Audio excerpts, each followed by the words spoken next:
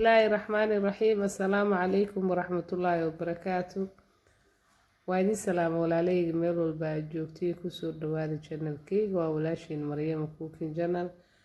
ما شاء الله تبارك الله روتي عشاء aad iyo aad u macaan oo qurux badan kusoo dhawaada sida uu sameeyay ما شاء الله waxaan qasayaa qaado iyo bar oo leebite iyo laba qaando bur iyo koob biyo ما شاء الله waxaan rabaa leebitada inay baabado ama si fiican aan u qaso kadib waxaan ku darsanayaa 1 kiilo bur iyo cusbo waxaan ku qadsanayaa 3 qaando oo sonkor iyo 2 qaando oo badar ama subag ما شاء الله تبارك الله lagama sheekeyn karo rootigan laba nooc aan u sameeyay qayb macaan ka dhigay qaybna waa rootiga lagu cunaayay waxa rabtaa ku cuni kartaa ama waxa rabtaa marsan kartaa dhowr nooc aan sameeyay ما شاء الله idin la qaybsanaya xataa slice aan sameeyay kan oo rootiga la marsanayo sheegay jaamka lowska badarka ما شاء الله تبارك الله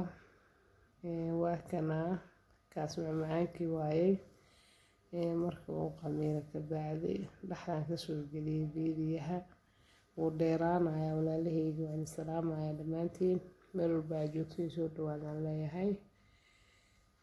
please waxaan idinka codsanayaa channelka subscribe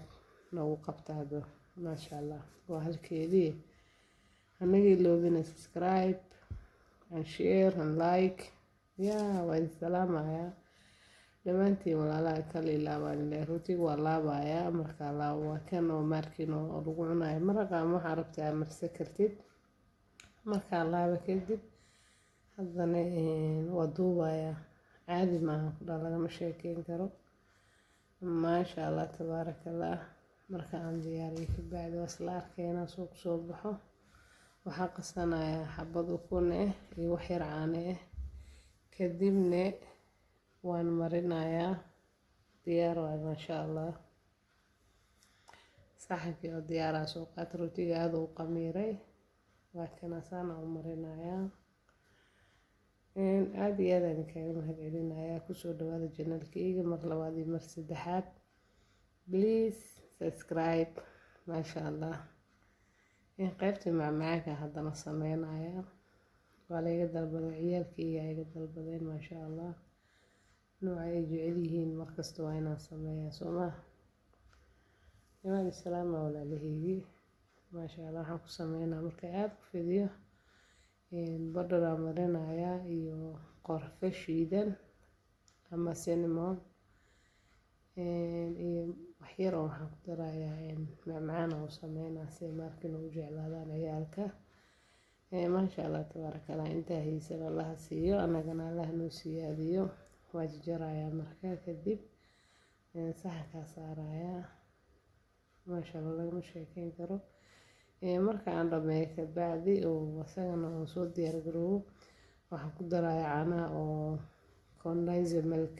ما شاء الله keeg camal lagu cuni karaa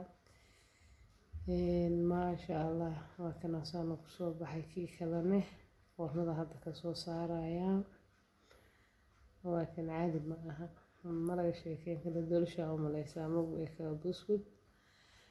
buskud ma u malaysa isleedahay mise doorsha sorry waan salaamaya ما شاء الله تبارك الله dhamaan waxaan leeyahay kal iyo laab soo dhawaada